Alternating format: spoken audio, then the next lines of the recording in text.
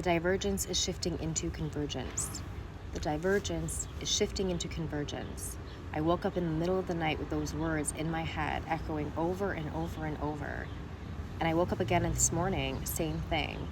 And I meant to write them down, and then I forgot them as I was playing with my daughter, and then they came back to me in the shower because water and memory, right? And I was sitting there trying to figure out, what does this mean? What does this mean? And the instant understanding I got was it's about a return.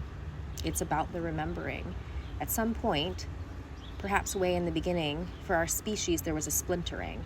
And if you're into the timeline talk, we'll kind of use that. There was a diverging of timelines, right? But they're all heading back to the same place. And I think we are at the point where they are starting to collapse back in on each other. So if you've been feeling any of that energy, that would explain it, I think. For example, yesterday, I kept seeing like vague shadows out of the corner of my eye. Like there were people in my home that are part of my family, but when I looked, they weren't actually there. It was a bizarre experience, and it happened at least 4 times that I can think of off the top of my head.